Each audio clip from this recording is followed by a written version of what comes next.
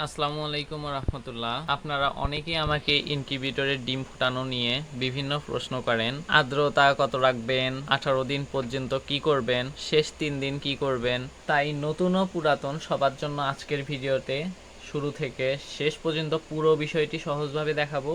ভিডিওটি অবশ্যই শেষ পর্যন্ত দেখুন। আজ আমি দেখাবো গরমের দিনে ইনকিউবেটরে মুরগির ডিম কিভাবে সফলভাবে ফুটাবেন, কোন আর্দ্রতা রাখবেন, কখন ডিম ঘোরাবেন, কখন ডিম ঘোরানো বন্ধ করবেন এবং কি করলে হ্যাচিং রেট সবচেয়ে ভালো পাবেন। আমি আজ যেগুলো বলবো সবগুলোই আমার বাস্তব অভিজ্ঞতার ভিত্তিতে বলছি। চলুন আর দেরি না করে ভিডিওটি শুরু করা যাক। সবার আগে একটি গুরুত্বপূর্ণ বিষয় বলি। ইনকিউবেটরে ডিম দেওয়ার আগে ইনকিউবেটরটি কমপক্ষে 4 থেকে 5 ঘন্টা চালিয়ে রাখবেন। অনেকেই এই কাজটি করেন না, কিন্তু এটি খুবই গুরুত্বপূর্ণ। কারণ 4 থেকে 5 ঘন্টা চালিয়ে রাখলে ইনকিউবেটরের ভিতরে যদি কোনো জীবাণু থাকে তাহলে সেগুলো অনেকটাই নষ্ট হয়ে যায়। এছাড়া ভেতরে যদি কোনো ভেজা ভাব বা আর্দ্রতা জমে থাকে সেটাও শুকিয়ে যায়। অর্থাৎ ইনকিউবেটরটি ডিম দেওয়ার জন্য সম্পূর্ণ প্রস্তুত হয়ে যায়। এরপর 4 থেকে 5 ঘন্টা হয়ে গেলে আপনারা ডিম সুন্দরভাবে ইনকিউবেটরের ট্রেতে সাজিয়ে বসিয়ে দিন। আমি ভিডিওতে যেভাবে দেখাচ্ছি ঠিক সেইভাবে বসিয়ে দেবেন। আর একটি কথা আমি শুরুতেই বলে রাখি, আজকের ভিডিওটি শুধুমাত্র গরমের দিনের জন্য। কারণ এখন আগস্ট মাস, বর্ষাকাল চলছে, এই সময় আবহাওয়া এমনিতেই আর্দ্রতা বেশি থাকে। তাই আজ আমি গরম ও বর্ষাকালের সেটআপ নিয়ে বলছি।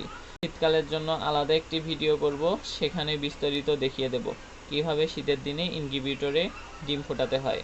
আজকের ভিডিওটি মূলত যারা 40, 60 অথবা 100, 150 অথবা 200 ডিমের ইনকিউবেটর ব্যবহার করেন তাদের জন্য। ডিম বসিয়ে দেওয়ার পর ইনকিউবেটরের ঢাকনা ভালোভাবে লাগিয়ে দিন।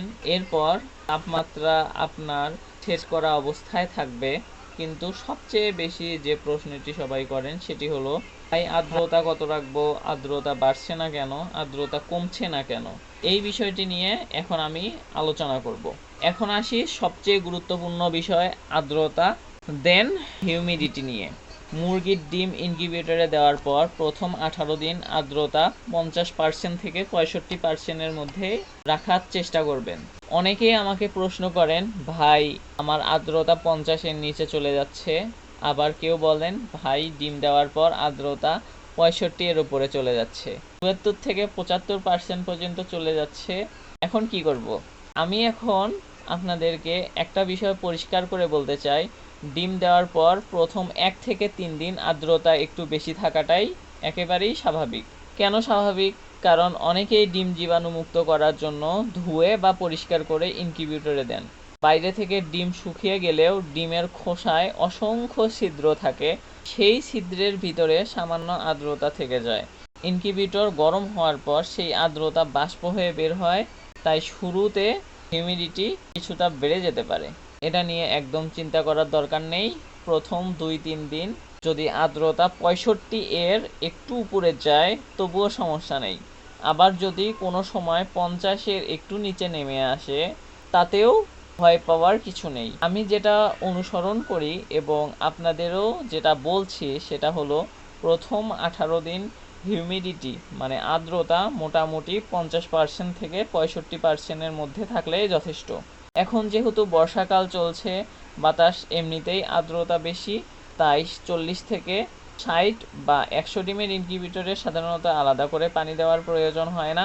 অনেকেই অকারণে পানি দিয়ে হিউমিডিটি আরও বাড়িয়ে দেন, এটা করার দরকার নেই। আপনারা ইনকিউবেটরে যদি হিউমিডিটি 52 থেকে 55, 57, 60 কিংবা 63 থাকে তাহলে বুঝবেন সব কিছু ঠিকঠাক চলছে। এ নিয়ে অযথা দুশ্চিন্তা করবেন না। আমি আবারও বলছি, কারণ এই প্রশ্নটাই সবচেয়ে বেশি পাই। প্রথম 18 দিন হিউমিডিটি 50% থেকে 65%-এর মধ্যে থাকলেই যথেষ্ট। এখন আরেকটি গুরুত্বপূর্ণ বিষয়, এই প্রথম 18 দিন ডিম অবশ্যই নিয়মিত ঘোরাতে হবে। আপনি চাইলে ডিমের দুই পাশে এক্স এবং 0 চিহ্ন দিতে পারেন, অথবা প্লাস অথবা মাইনাস চিহ্ন দিতে পারেন, যাতে বোঝার সুবিধা হয় কোন পাশে ঘোরানো হয়েছে। ডিম ঠিকঠাকভাবে ঘোরানো খুবই গুরুত্বপূর্ণ, কারণ ডিম যত সুন্দর ঘুরবে হ্যাচিং রেটও তত ভালো হবে। হ্যাচিং রেট বলতে আমরা বুঝি কত শতাংশ ডিম সফলভাবে বাচ্চা ফুটেছে। আপনি ইনকিউবেটরে ডিম ফুটান কিংবা মুরগির নিচে ফুটান, দুই একটি ডিম নষ্ট হতেই পারে, এটা স্বাভাবিক। কিন্তু যদি ভালো মানের নিষিক্ত ডিম নির্বাচন করেন এবং সঠিকভাবে ঘোরান, তাহলে ইনশাআল্লাহ বেশিরভাগ ডিম থেকেই সুস্থ বাচ্চা থাকবে। এখন আসি সবচেয়ে গুরুত্বপূর্ণ এবং শেষ 3 দিনের কথায়।